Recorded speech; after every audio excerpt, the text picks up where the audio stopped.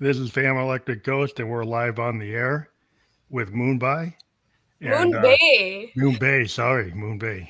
It's First fine. mistake of the night, Moonbae. Sorry. um, and this is the first time we've done an interview for you. And is this your first podcast interview? Yes, this is my first podcast. I used to work in broadcasting, so I'd be the one taking the interviews, but I'm the one in front of the camera this time. Okay, that's cool. So you used to do interviews with other people. Yeah. That's cool. So what we want to do is what we do on this podcast is we do like a behind the music type of interview with an artist, and we get into their whole process of how they create work. But we do have some sponsors that we have to get out of the way, and one of them you'll see scrolling on the bottom is an iOS app called Newsly, and you can go to www.newsly.me, and they actually read the news back to you in a natural human voice, so you can stop scrolling and start listening. If you use coupon code Ghost 2021, then that's actually valid. You get 1 month free premium subscription. You can get it on the Android store or the Apple store, so it's kind of cool. And they actually have our podcast on their site. So if you go to Newsly and you type in Fam Electric Ghost, you can actually hear the audio version of the podcast, and you'll hear the Awesome. audio version. So they help promote the podcast. So they're cool to have that going on. And now the other sponsor we have is from Germany or from Europe, and they are an online lottery called Double Jack Online. And what they do is if you take your cell phone right now and you take it and scan that, you can go to Double Jack Online. They do Euro lottery, they do Powerball, they do Keno, and they also do NFTs. And if you use your NFTs, you can actually have your band art turned into NFTs. They can do crowdfunding to help support you if you want to do an album or do a tour or do a CD. They can set you up with that. So check out Double Jack Online. They're pretty cool. And then now we're going to actually give all your fans your Instagram link. And we've got that right there. Join me on Instagram. So we want to always before we get into the heart of the interview, we like to actually introduce your music to the audience. And so what we have here is we actually have your song Stay, and we're going to play the full length song. It's a YouTube kind of video, but it's not a video, it's more like a YouTube audio. But we're going to play it through YouTube, and then we'll talk after about all the things that got you into music. So if that's Awesome. cool, we're gonna Exciting. I well, hope the audience likes it. yeah, well, I think it's cool to actually introduce the music before we actually talk to an artist, so people get a kind of context of what we're talking about. So let's get into this song, and then we'll talk after. So I'm going to put you on mute first, and then we'll get into the song, and then we'll talk to you after the song. So.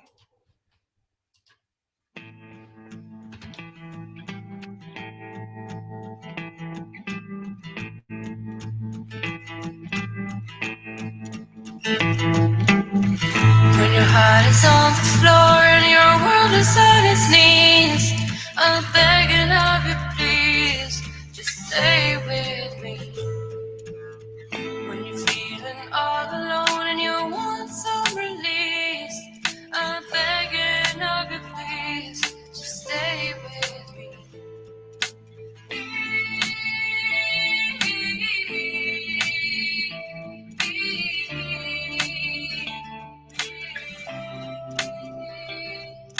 Stay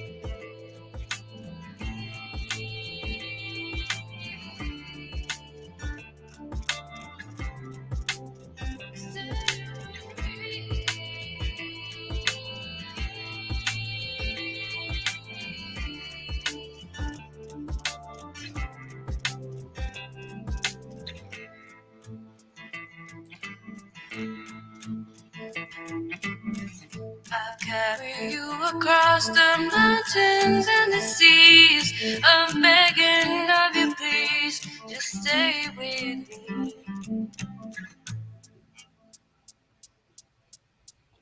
So that was Stay, and we're back with Moonbae. And I love that song. It's really got an interesting beat, and I like the feel of it. And it's a really good introduction, I think, to your music. Thank So, you. Thank you very much. so we did have somebody say hi. I don't know if you know this person. They said hello. No, I don't know them, but hi, Mr. Ben Sada. So I don't know if that's a fan, probably. So yeah, I can control if they say something like improper, but It's hello is totally okay. So I say okay, that's good. Um, so one of the things I first ask all the artists to come on the show is like, when did you first get into music? Like, at what age do you remember thinking about you wanted to do music? I think it was when I just started talking, actually, because I have clear memories of singing songs I'd made up in a language I'd made up. Hmm. And then, like, that continued on. Like, in school, I'd always be in the choir or, like, take all the music classes that they would provide. But my first, I'd say, brush with success in a way was when I was 8. I got to sing backup for a very famous singer in Pakistan. She's called Tina Sani, and she sings classical Urdu music. Oh, that's awesome. So your parents were able to get you into that, or your school helped you do that? My school arranged for it. Wow, so you They, had shown like a talent that your school teachers had seen that you were like in that zone. Because some people are just natural. Like you put like a young prodigy in front of a piano, and it's like they show ability, or they jump on a piano. Like when I grew up, because my grandpa, he could just pick up anything. He could pick up a banjo, he could pick up a guitar, he could pick up a wow. flute, and he could just play it. And I'm like, that's crazy. And then I showed some ability, and my brother showed ability, and it seemed like, well, it seemed like it was just innate. Like my Yeah. brother was able to jump on a guitar, he just learned it. Yeah. Hardly any lessons. He was already playing it, and I jumped on a keyboard, and it was like the same thing. So sometimes it seems like people have a talent for it. The funny thing is, in my entire family, it's just me and my siblings that have musical talent. We're like the only Only ones. ones that Yeah. you're yeah, it's interesting because some people they don't focus. Music is hard because a lot of times if you're a creative person, like people look at that and say, well, you can't really make money with that. You know, you can't. Yeah. You need to get a real job.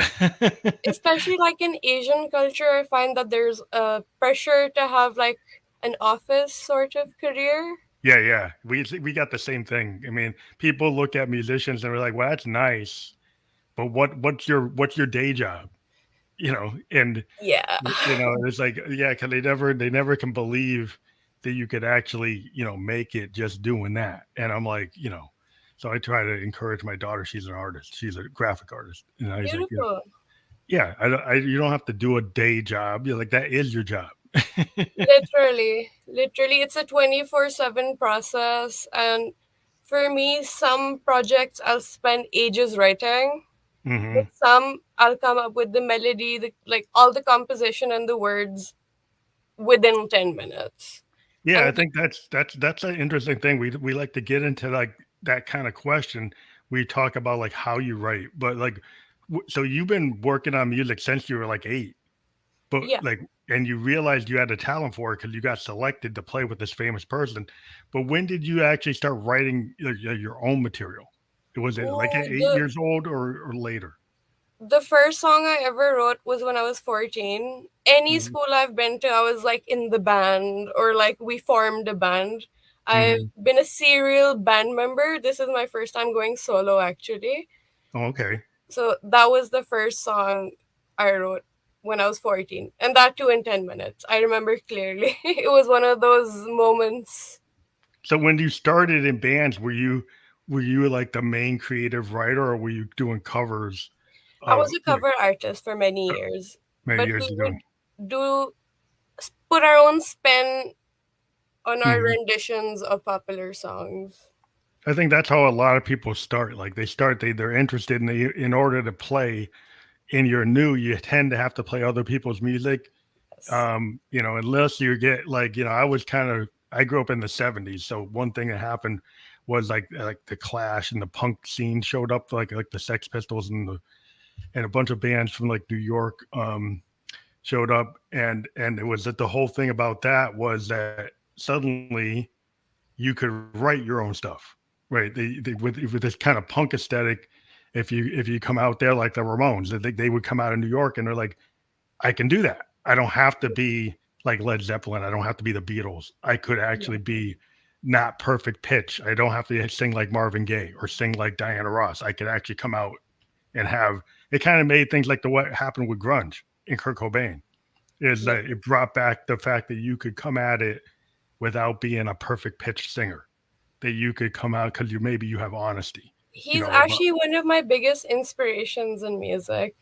Nirvana and Pearl Jam and Incubus are my favorite bands.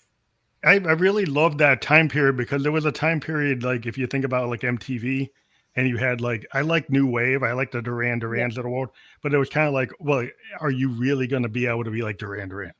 Are you really going to be like some of these new wave bands? They were like big. They Yeah. had like corporate but spot. It wasn't like what happened with punk, and what happened. Grunge kind of brought back that punk, like what the Clash were, Yeah. what the Ramones were, CBGB scene in New York was that you had these bands that had like they just felt like they wanted to say something. If you think about Blondie, when Blondie came out, there was like they just wanted to say something. They had a female lead singer and they had this punk attitude, and Yeah. they did multiple things. They did like hip hop and funk and disco and punk all at the same time, and that was kind of what I like about music in general is like mixing genres. Um, Definitely. And so especially when you're like Eastern and Western, mhm. you get to write in multiple languages. I sung in three languages and I do you write find in you them as well. Do you find you have to write in English to be able to cross over, like to be able to hit the max audience? Do you have to No, write in English, or do you write in your own language for your own audience? my first language was English. I Hmm. learned Urdu when I was around, like, I knew basic Urdu, but I properly learned it in fifth grade. Hmm. So I'll never reach the standard of poetry that we have in our musical culture because honestly, it's all poems. It's real poetry. It's like spoken word. Then, like Yeah, so, your traditional music is more like spoken word with music behind it. yeah, but the spoken word is done on the Eastern musical scale, which Okay. has different rugs. Yeah, yeah, it's different. It's totally different. You have to memorize things. It's very technical. Yeah, it's got your own standard like compositional style. Like you can find that in like Yeah, non-Western cultures. You get into African culture, you can get this spoken word stuff. A lot of African music's got this kind of like spoken word kind of history, oral history. You've got definitely. this. You find that like other cultures are outside of Western cultures, and it's interesting because a lot of African Americans we kind of pull from what we think Africa is like because we don't Yeah, really know it, right? So we we've got this like mysticism of what we think Africa is like, but we've been in America for like 400 years, so we don't really know, but we kind of have a gut feeling, and that's where the blues and all soul and all this stuff came from. It's kind of like kind of it's in longing. the soul. Yeah, we have, we created different genres within American styles that are like, based on African concepts. Definitely. But so I think I totally, understand different cultures and why I like to bring different points of view onto the show Yeah, because I don't think that a lot of people get to hear like your point of view. So maybe sure. you can talk more about it. So because I don't think our audience really knows as much about it as they should. Basically, I can speak about my journey, which is also similar to a lot of people's journeys, where we were naturally not nurtured in regards to our musical talent, and we were pushed into higher education, which I totally believe in. Yeah, But I yeah. also believe that there has to be passion in what you do. So I find a lot of musicians in my generation, especially, they're just breaking the mold Hmm. because they really can't give a flying, Yeah. you know, of anyone's Yeah. opinion. Basically, I, I'd say we're a very rebellious generation. Well, I think that's great because I kind of, like I said, I like a punk aesthetic. I like the grunge aesthetic. I like, a guy like Lou Reed, who basically, Mm, if you think about Lou Reed, he was a poet that yeah, happened to make a band, the Velvet Underground, but it was really poetry. And then he was working with Andy Warhol, who was he's like a phenomenal artist. And so he I love mixed Andy like Warhol. the idea of working with a guy like Andy to do the visuals Yeah, and then doing poetry. I mean, because the Velvets were mostly Lou Reed is not a singer; he's more of a spoken word poet, like yeah, a Dylan, but he's kind of a darker Dylan. yeah, And that always was like I like the radical nature of the Velvets because they just said whatever they wanted to say. They didn't really care what anybody thought. They just said it, and it inspired like multiple genres of music, like new wave, alternative, indie, is all yeah. like Lou Reed. A lot of his stuff is like that's what people built from what he did, and I think anybody who goes and tries to break the mold, I think is great because I think that's what you need to do as a musician. Otherwise, it's like it's not interesting. I think I was definitely inspired by a lot of people like Amy Lee from Evanescence, and Yeah, she's like awesome.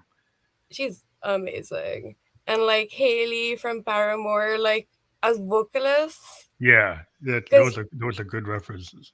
yeah, because I find their voices very beautiful, and it's listening to people like them, like Nirvana, like Incubus, that I Hmm. decided for myself that my music is my creative outlet. So that's why I even make all the artwork for it. Oh, that's cool. And I think any like design that's going to be done for future videos, I'm going to be doing it myself. so. The concept of your name, the Moon Bay, does it have a specific meaning to your music?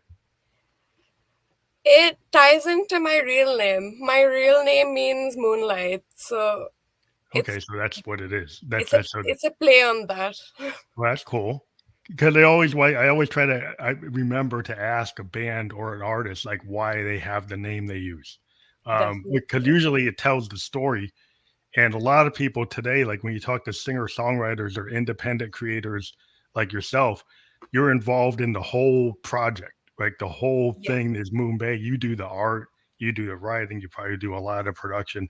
Yeah, the Because co-production, like basically for Stay, I made it with a dear friend of mine, The Miracle. He's like an amazing producer in Pakistan. He has like an indie label, and with him, we literally sat for days on end because we wanted to build the song off of a vibe. yeah, that's a way to do it. Like, I mean, a lot of times, like, that's the one things I always ask because people say, well, how do you write a song? And I think when you're a songwriter, it's like one day I could be walking in the woods and then I get an idea. One day I could just be sitting at my piano and I get an idea. Or I could I be was writing on a diary. It's like you don't know where it's going to come because I think of it like a exactly. poet. Poets used to talk about the muse, right? Like Yeah, Victorian poets, like yeah, Wordsworth and Blake. They would say, "Oh, the muse told me this." And I yes. think people just tap into it when you're a creative person, whether you're a painter, musician, actor, you pull from everything that you have experienced. And I think the artist creative mindset is everything that's in your subconscious will just get Funnily enough, I thought of all the lyrics for Stay when I was on the toilet. Literally, I was going to the toilet before bed, and this entire song came out of me with the melody. And the inspiration behind this song is I would like to make music that's relatable emotionally, that stays stuck in your head, melodies Mhm. like that. So this song actually has a really kind of sad background. Uh, my best friend's dad died of COVID, Oh, that's terrible. and when there's grief involved, even if someone is alive, that there's going to be difference in the way they behave, and the healing journey for loved ones is very difficult to see. So that's what the song's about.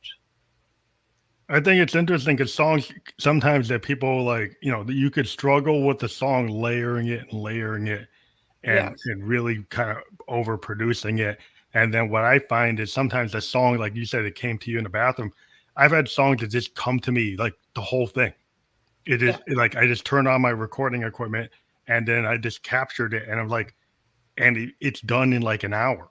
And then I'm like, then I could sit there and maybe work on it for another month. But what I find is like that original thing I did in an hour, that actually is the song. And I found over time as a songwriter, you kind of got to trust yourself. Like if something comes out like that, then don't like destroy it by overthinking it. It's like Yeah. sometimes some things come out and that's it. And nothing's perfect. Nothing's gonna be perfect. So you might as well go with your gut instinct. Yeah, Obviously, like a bit of editing here and there is different, but yeah, like, yeah, yeah. A producer coming in like tightening it up or cleaning it up, or a recording engineer can yeah, always take something like that and make it better. And I'm not yes, saying that you can't do that, but what I've seen some people do is they like this agonize over every second of a song, yeah, maybe overproducing, because I'm kind of coming from like the 70s point of view where like you would go if the Stones went into the studio, they would kind of play it live, or the Allman Brothers or Hendrix, and they might have multiple takes, but they yeah, would go back and say, hey, that take is the right one, number 4. And I'm not going to go into every single line and change it. I'm just going to say, oh, I'm going to go with number 4, and sometimes it's good to do that because I think it has that honesty. Because if you overwork something, then it sounds too perfect, and I don't know if perfection is really part of art. Because I yeah. think You need the emotion more than the perfection. yeah, I think it's the happy accidents. What I found with music is if you think and listen to stuff from the 70s, you'll find timing errors, key change errors, all kinds of errors in famous songs. And they let them stay there because it actually is the character of the song. And I think some songwriters today have forgotten that when you were running on tape and you had the splicer and sometimes you have these errors, and there's something about that period where it seems a little bit more, I don't know, relaxed or not, is like trying to make it perfect. That you kind of, Organic. yeah, it's or organic. It's like there's something about that that's very, I can feel really, if I listen to a Carpenter song, like Karen Carpenter Oh, and the I love Carpenters, right? They did these a lot of analog recording, a yeah, lot of like fourth take, fifth take, or even Elton John talked about a lot of songs on Yellow Brick Road are like in the third or fourth take, and they let it go and they said, well, that's it. And I really think people ought to think about that when they're writing, because if you go back to the past, you can kind of like see a roadmap for the future. that's true. That's very true. And I'll get off my soapbox on that. But so you had some influences you were talking about. So do you have more influences? Because I think like your music, every musician is not trying to clone another musician, but I think we are informed by the Definitely, work that's out there. And so do you have definitely. other artists you would like to kind of talk about I that would influence you? love to talk about Nadia Ali, who was in IIO, who sang Rapture, and she was nominated for a Grammy for her album Queen of Clubs. Hmm. That was my first, the first brown person from my country I'd seen making it Actually, make it. internationally. So that I was the think, first time I thought, wait a minute, maybe this can be a career. yeah, I think you need to have role models. You think about it like, for me, like Jimi Hendrix and Stevie Wonder, and Bernie Worrell from like Punkadelic. When I saw these guys, right, and I say, well, I mean, black musicians, we kind of know that black people do music, that's the kind of thing. But the one thing is, if you think about it, Hendrix was like the greatest guitar player ever. But a lot of people even today don't think like heavy metal or rock music in terms of, oh, a black guy is the guy. They think about like Van Halen, or think about Iron Maiden, or think like Zeppelin. They still forget that Yeah. Hendrix was like the best of the best of the best. And if you try to come out there and do like a black rock band, people are like, oh, are you supposed to do that? It's like yeah. It's like music's for everyone. Like Yeah, even in Pakistan, I'd say the booming sector of music is rap and hip hop. yeah, that's the big thing. I mean, that's what people expect. It's just like, but if you come out there trying to do heavy guitar, people kind of still, that's kind of a weird thing. Like There's you can be, definitely an underground scene for metal bands. Yeah, yeah. It's like this is not the age of rock anymore. This is kind of Yeah, like the hip hop, EDM, trance, like electronic, and it's weird because I try to still keep my head in a lot of heavy guitar focused sounds that come out of my equipment.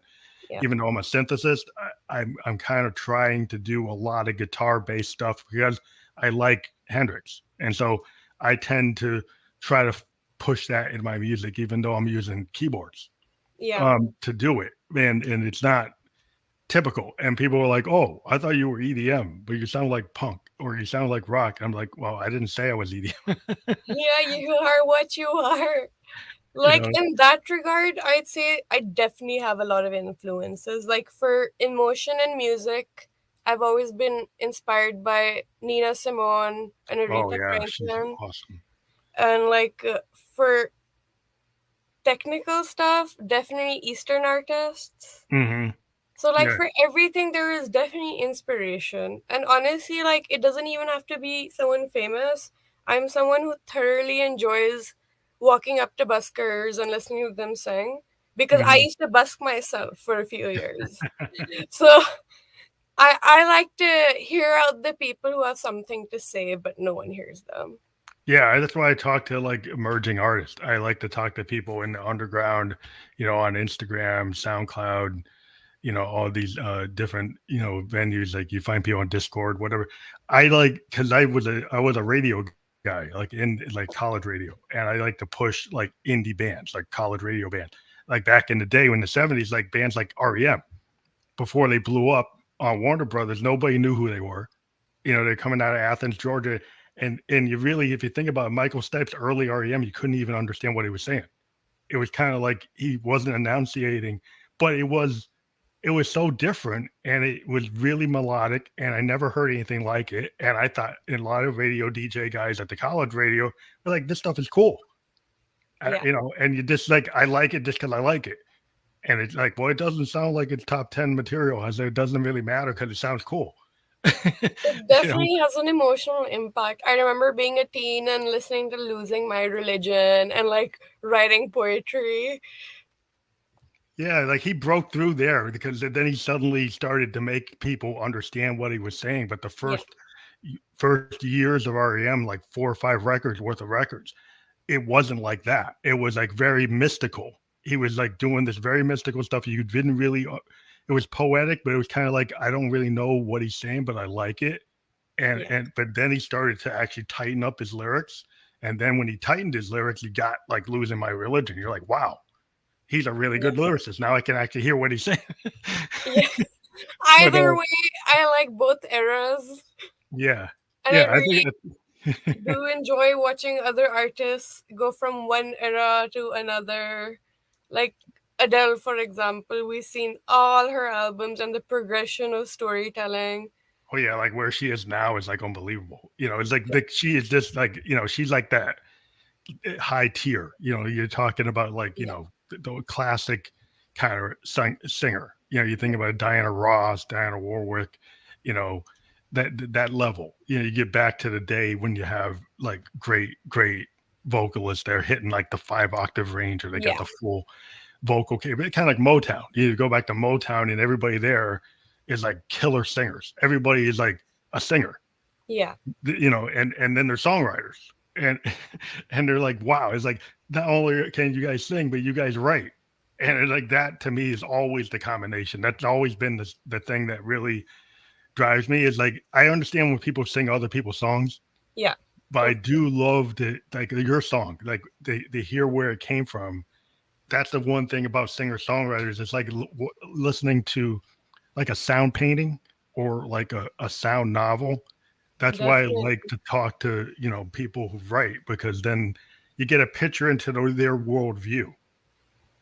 I find that writing about things that are personal to me definitely is a way to like process them, start healing and accepting. And that's what I hope for people to feel from my music as well.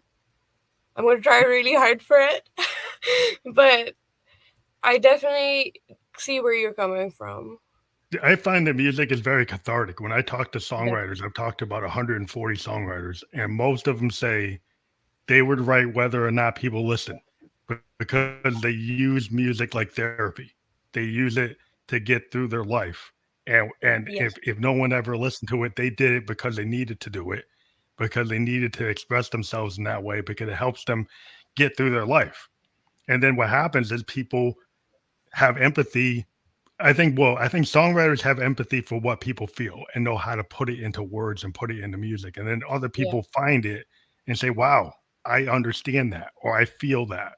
And that's why I think a lot of artists can find an audience, Yeah, that's true. and because the people are going to pick up on what you're doing. So you create something, and then it just naturally goes to the people who want to hear it. And then you find your tribe Yeah, who yeah, gets you. that's what do you think about the way the social media is today? Because I have been able to talk to bands like everywhere. I'm Yeah. talking to people from Paris to like Korea, Africa, Iceland, anywhere in the world you can actually reach people. And I'm just sitting in Northeast USA, Yeah. and like in the '70s, I would be stuck only talking to bands in Boston or New York, right? I would never get to Um, talking to anybody else because I'm on the yeah. Northeast. But now because of the net, I talk to bands all over the world. And definitely, like, I found my Instagram experience for Moonbae to be very pleasant. It's other artists connecting. That's how we met. And definitely, you get to control the things you put out. Hmm. And for me, like, I'm not just a singer, I feel that I'm a multimedia artist Yeah, because I do my own artwork, I make sculptures. So for me, I'd say Instagram has been a game changer because I remember the days when it was just Facebook or MySpace, yeah. and it was really hard to find audiences. Yeah, it's hard to reach. I mean, I'm reaching better because of the podcast, but as an artist, like my podcast actually helped me as an artist. It's weird because people said, "Well, if you're a musician, how can you put all this time into podcasting and still do your own music?" And the way I look at it is, it kind of pays it forward. Like if I give exposure to an artist Yeah, because I'm interested in what they're doing, and I'm not doing talking about like my own work, I present their work, it actually pushes my work because people say, "Well, who's this ghost guy?" And then people find, actually go and check my catalog out. yeah, And so it's like not that I asked them to, but it happens. And yeah, so I just said, "Well, that's actually worth doing." And as a musician, I think it's cool to actually talk to other musicians because in this world with COVID, like I can't go tour, and usually I used to be able to meet musicians on a festival stage or in a yeah, club, the other bands that are playing, and I like, musicians, we talk to each other and like, oh, it's a scene. Maybe I'll work on your record, maybe you work on mine, maybe I guest on this and that. But now it happens because I do this. So I think, yeah, Instagram is like the best because you can do visual, because you can do up to like, 15 minutes now. yeah. You used to only be able to do like a minute, and now you can do like 15 minutes. So you And can post your entire song. yeah, you can Essentially. have longer songs than the guy. I'm kind of like I'm like on a very progressive. My songs can go like 20 minutes. So, I but love progressive, but I do not make it. But there is definitely a progressive extended mix being made of Stay by Miracle. oh, cool. How much longer? I'll ask him. You don't know. Yeah, I don't know. but once you go into a club, then the dance mix can go like 7 minutes, 8 minutes, and they Yeah, can go longer. Like EDM songs can go for like 15 minutes. This kind of reminds me of like I grew up with bands like Genesis and Yes, and they had whole sides of a record, yeah, like one or two songs on one side. They're like 20, 18 minutes long. yeah. That's kind of like where I came from. But and that stuff is not super popular, but that's my niche is I do stuff like that. But yeah, I think Instagram, I think for artists is like one of the best platforms. Not that I'm pushing them all the time, but I have met most of the people I interview are coming from Instagram. Oh, That's how I've been doing it since 2018, and I usually get one or two guests a week just from Instagram, but not even talking to agents, just talking to artists directly. that's the musical community, and it's really good to have someone like you here to nurture us newbies. Well, I think it's just important for emerging artists to get a platform. I think that like back in the day, like MTV used to have programs that actually had music, and they would actually interview brand new bands and Yeah. not just do like reality shows. I remember those days.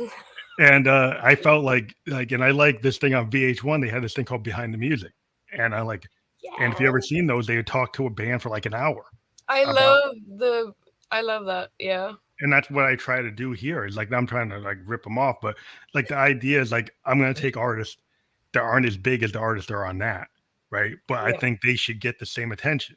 Um, so one thing I always ask is like when you write a demo, do you actually like work up like a demo version and bring it to your producer, like using your DAW or using like keyboards or something at home, and then do have that rough sketch and then go to a producer, or do you like I work with the producer directly for everything? I write the music, I sing it into my phone, and I send it to the producer. And if they're on board, which they usually are, then we work around their schedule because I'm not that good at the technical stuff. I Mhm. sing, I write, and I play the xylophone. Okay. But I'm learning how to do the technical things.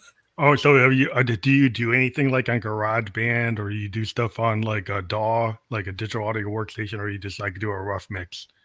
I do it on Ableton. They will tell you do use a DAW. Yeah, Yeah. because the DAW I think has been the big equalizer. Yeah. Because like if you think about the '70s, the best we used to be able to do is have a Fostex or a Tascam 4 tracker or 8 tracker if we were lucky, Yeah. and then we just put things down. But there was no quantize.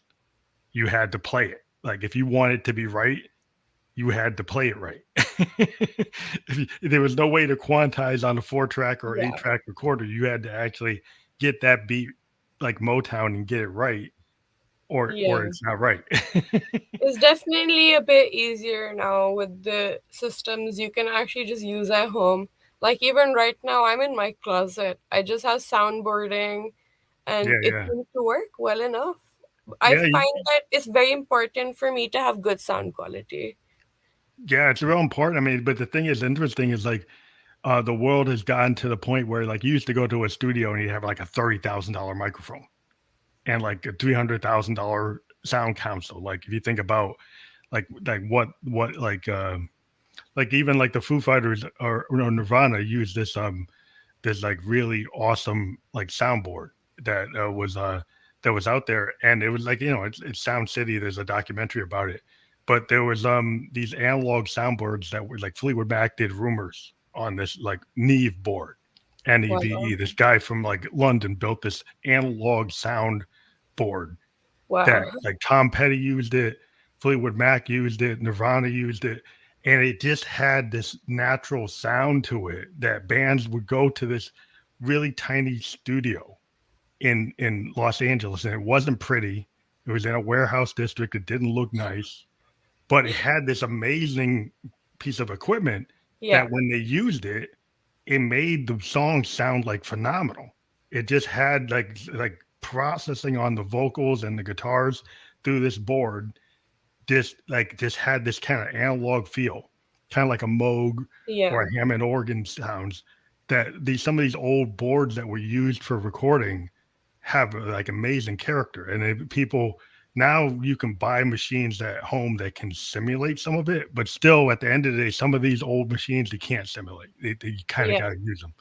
But There's it is difference between really good home quality and amazing studio quality. yeah, yeah. I mean, you get the classic stuff, like the Beatles used on Sergeant Peppers and stuff like that. Is like Yeah. there's certain things that those things are like they priceless. The stuff they use, the compressors and stuff they use is like Yeah. okay, yeah, I can't get that because that's like outside of my league. But you can try to get as close as you can to what you want to do. And what I think is just amazing is like you can put together amazing stuff at home now. Yeah. True. And a And lot of like the emerging talent in Pakistan, people who've even become mainstream at this point, they make their music at home in their rooms. yeah, because you can. I'm a bedroom studio guy. You can see all my stuff. Yeah. And everything I do is made in this room. Yeah. And I don't even go to an outside producer because I've been doing it since I was like Yeah. 18. but like I can understand what you're saying because you can. Like if you get the equipment, you can do everything at home. You don't have to physically go to the studio. Yeah, if you get a recording engineer that has a degree from Yeah, Berkeley, getting yeah, the track mastered is yeah. not a task I would take Mhm. on myself. Yeah, that's a whole different talent. I Yeah, always tell people like there are people that get degrees in that. There are people who just are they win Grammys on that. yeah, that's Just their job. that's what they know how to do. They're artists in themselves. Like they know how to take your sound and actually make you better. And this is what I always point out to people. If you get a producer or a recording engineer, I think the best ones are the ones that keep you within the context of your art, right? Like if Yeah, you have a style and they enhance it, that's what you want. If you get a guy that goes and says, I'm going to turn you into my last top 10 hit, and then it totally reworks everything you did and turns it into something else, right? I yeah. don't know if they want to do that. There's a lot of artists that will do that, but in my opinion, as that what I like to do is like I want you to sound the way you want to be, right? So if when you're working with somebody that enhances your sound rather than totally reconstructing you, I think that's what I That's the like. best way to go. And Yeah, I'm lucky that my producer is exactly like that. yeah, that's what you want. I think anybody that knows what they want, I think it's just when you're an artist, if you're kind of unsure, that's when the producer can kind of like, oh, you're not sure, and then they're gonna take your But whole thing. definitely, like on other projects, there are times when I've been asked to write and sing, but they want to change my melody. And then I just say, yeah, no, that's not gonna happen. I think it's cool that to know what you want. I Yeah, think that I really appreciate an artist that stands their ground. You know, yeah. I think you have to because the way the industry is, if you show like a little bit of hesitance, there are people that will totally remold you and what they think you should be. Let them try. They have no idea what they're facing with me. But that's cool. I think that's good because I think there's a, you know, because the problem is then you get somebody that's recreated like 10 different versions of like a Beyonce or 10 different versions of whatever's popular now. You know, and then Basically, you that's get the why clone. a lot of people sound the same. Yeah, I that's the can't tell the problem. difference between a lot of new artists that I hear on the radio. Because they're all going to the same producers and they're using the same stems and the same drum beats and the same loops. And They're just sometimes, following instructions, yeah, which and is then totally fine, but that's not my vibe. well, yeah, because I think one of the things about music that I think is really unique is a singer songwriter, you're putting your life in front of the world. Yeah, And, you know, if somebody just clones the last top 10 hit, that's not necessarily your life. And so I think what's great about a singer songwriter is you get that intimate perspective. yeah, Um, cause I was listening to Tom Waits and he is so unique and he's so driven into his own like style. Like yeah, nobody really tells him how he's gonna do it. He just that if he decides he's gonna do like New Orleans like bar blues or like you know he's just gonna do it. If he's just gonna do real basic stuff, if he's gonna do like old school like Mississippi Delta stuff, he just goes and does it, and he doesn't really. unfiltered creativity. Yeah, he just doesn't care what the time period is. If he feels like I want to do 1940s Delta blues and it's 2022, he doesn't care that it's 2022. I'm not doing 2022. I'm doing 1940. You know, it's like I think people just got to make a choice. Is like, are you gutsy enough to do that? You know, as an artist, you got to Yeah, pick what you want to do, and I think people will follow you. Like if you believe it, I think the biggest thing with an artist is like you got to believe what you're doing, yeah, right? So if you go on stage and you show the confidence that you believe that your work is like great, not that you're trying to be a big head or something, but like you know, you got to have that kind of confidence to be a yeah. singer in the first place. And in such a tough industry, like it's very important to stand your ground and create those boundaries, So especially as a female musician. have you been able to do any kind of live shows, or because of the way things are, you're mostly just doing stuff online? I did live shows every day, sometimes multiple times a day, for 3 years, a few years ago, nonstop. Mm-hmm. And honestly, it was really exhausting. I performed with the choir that would go to the UN events and the VIP events. Oh, that's Like, nice. I sang for Nelson Mandela. Well, that's cool. Yeah, so like, definitely got an amazing experience and got many opportunities, but I think for me, I just want to write my own music and not do covers. And if it's a cover, it shouldn't be like the exact cover. You know what I mean? Being a working musician, I think you have to you take the work that keeps you in the game. But Yeah, like we all have our dream projects, right? So like I might work on commercials and nobody even knows I'm doing it, right? I might be working on jingles for advertising and then you don't yeah, know it's the ghost. But when I do a ghost album, that's what I want to do, right? But the yeah, other stuff helps me do it. So I yeah, understand like people go and play covers or they go and do live shows because we're working musicians. You want to do what you got to do to do what your real true heart thing is. yeah, Is your own song. yeah, definitely. And I have written for other bands in the past, ghost written Hmm. for a lot of artists. That's So cool. I think it's a good way to keep in the game. yeah, and I definitely like deeply integrated with a certain sector of the Pakistani music industry. Like all most of my close friends are musicians, so they keep me motivated. And if nothing, like I assist in background vocals or like I just give my vocals away. No, I think it's good to keep working because I think working like doing features like in the U.S. people will do features, right? In hip hop, they'll go sing on somebody else's record, Yeah, or like if you're a musician like me, I have a lot of Moogs. Somebody needs a Moog bass line, and they actually don't want a sample; they want a real one.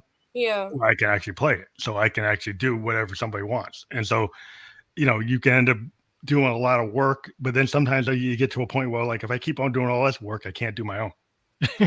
My side hustle is essentially being a dubbing artist. Oh, okay, that's cool. So like I even I'm the voice for a few ads in Pakistan. Yeah, And that's usually how you work. yeah, usually it's because my friends they have studios and when people cancel and they need someone reliable, You're I'm the the one. first one they Yeah, call. yeah. Well, it's good to be like if you think about like in Motown, they had the Funk Brothers, right? And they just Yeah, played on like everything. They played on like everything. yeah, There's a bunch of guys, the Motown guys that were the guys, and they just played like on everybody's record. And I think the studio musician kind of thing maybe went away because people aren't going to studios, but there's still people doing that kind of work, but it yeah, is doing it remotely now. And so there are people that, oh, that guy's a bass player. Let me get him on my album. And he'll yeah, do his bass line at home and then yeah. mail it in, phone it in. You phone your vocals in or your G, you put them on the Google Drive and send them, but, or we transfer or something. But, yeah, I think musicians, we have to do what we have to do. And when touring kind of went out the window, then people started doing other things. They do sync licensing, advertising, do little snippets for like films and working with independent film guys. Like I like working with independent filmmakers that need music since I write That music that I goes on. I feel that's my ultimate goal to like be asked to make the soundtrack for something. Yeah, well, I think it's great if you can start like with like smaller indie filmmakers that are Yeah, not as well known and need a lot of music for yeah. their project and they don't want to pay a lot. Yeah, for basically. I hope they find me after watching this podcast. No, yeah, it's cool. Like you can check her out. She got you see the Instagram DM her. Because like if you're a filmmaker and you're looking for somebody that's got a cool vibe, that's why we put people out here. So Or that even if you're a parent who wants to have a special personalized song for your kid, I would love to do that. that's cool too. I've Seriously. had people approach me with that. Uh, can you do a birthday song? It's like as the ghost is like, well, I don't know.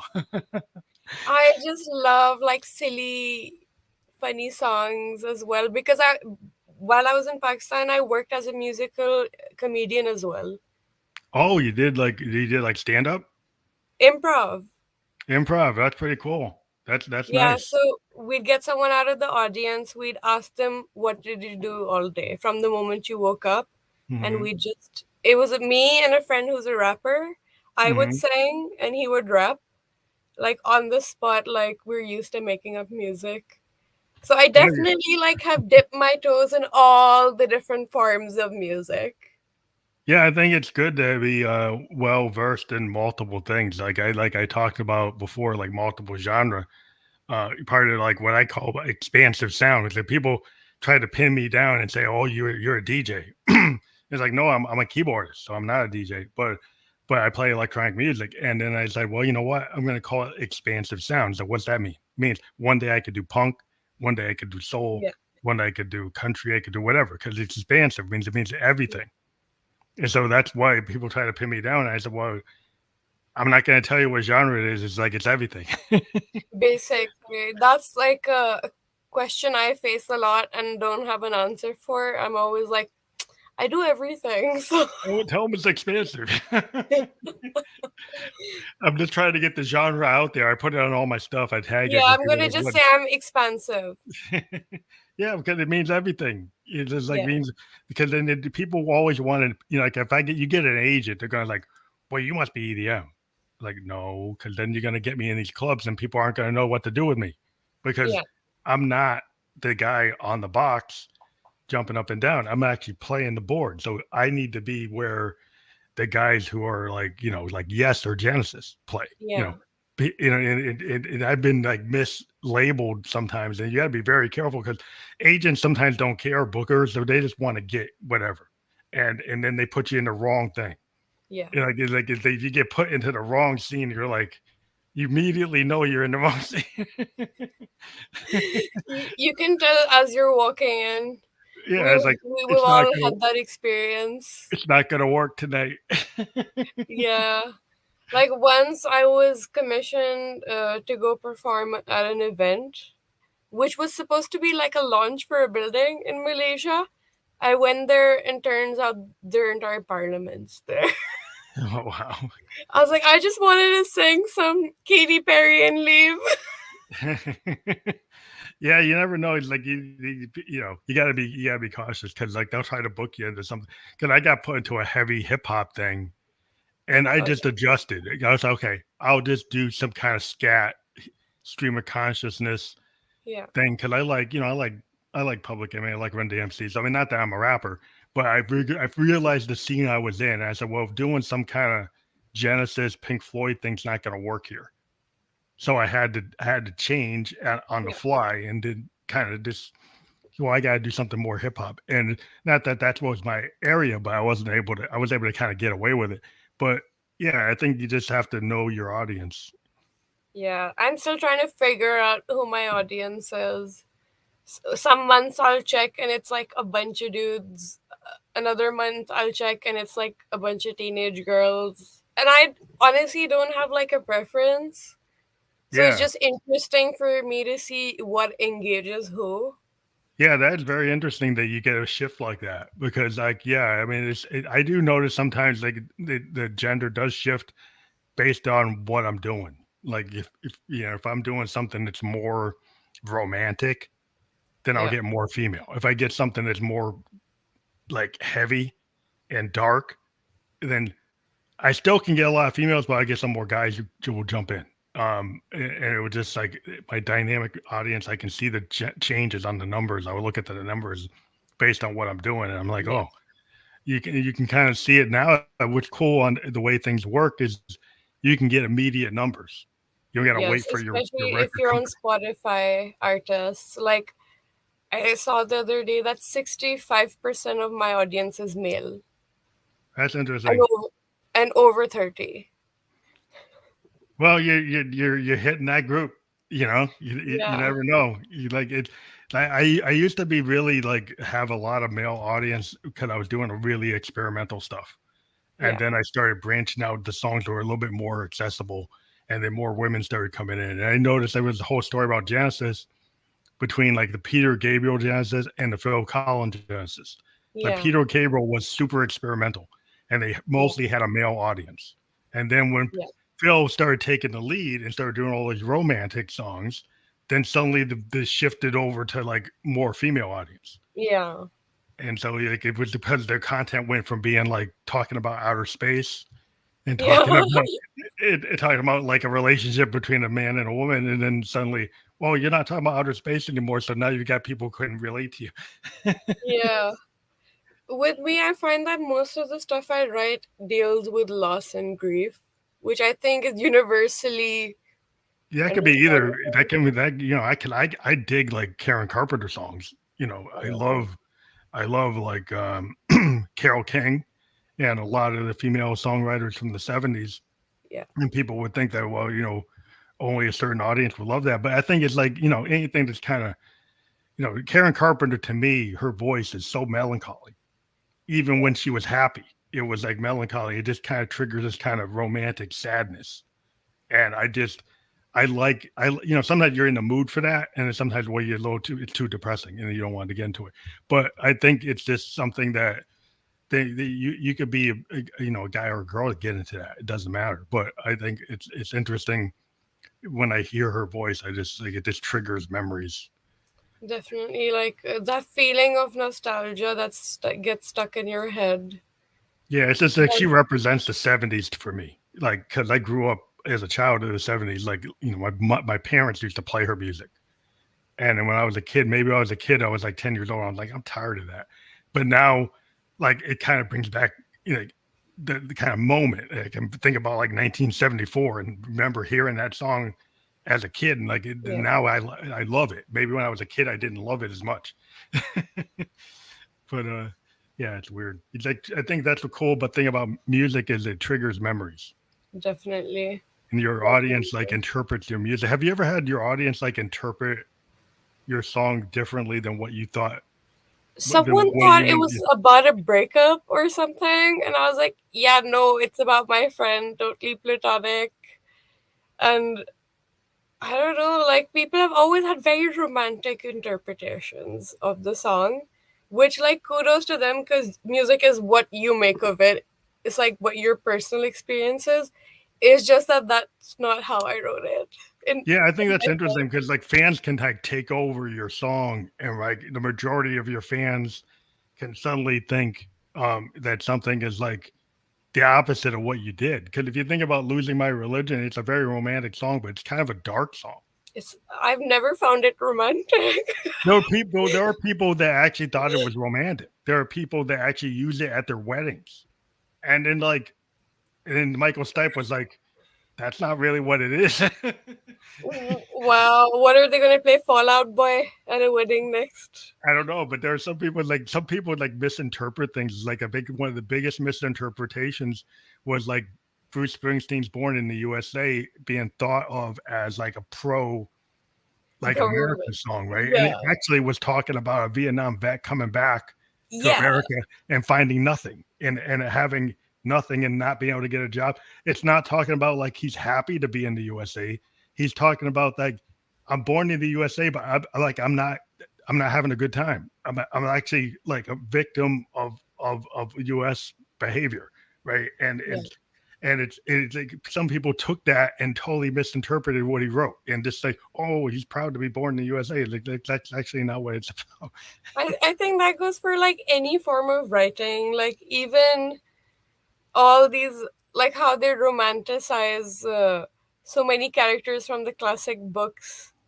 And it's like, have you not understood? And sometimes they're like, the carpets represented this and that because their color was this.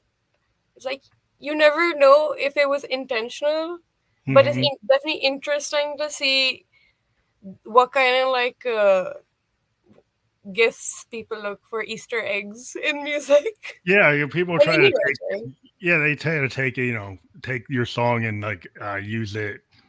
Especially like politicians like to take songs and like use it for campaign slogans, and then it's like the artist has to go and say, "No, I don't want to use it." Yeah. But yeah, and so we've actually hit an hour, so it's great. Like this kind of always goes goes by quicker than I think. But Yeah. that's like, so I'm very happy that we had you on the show.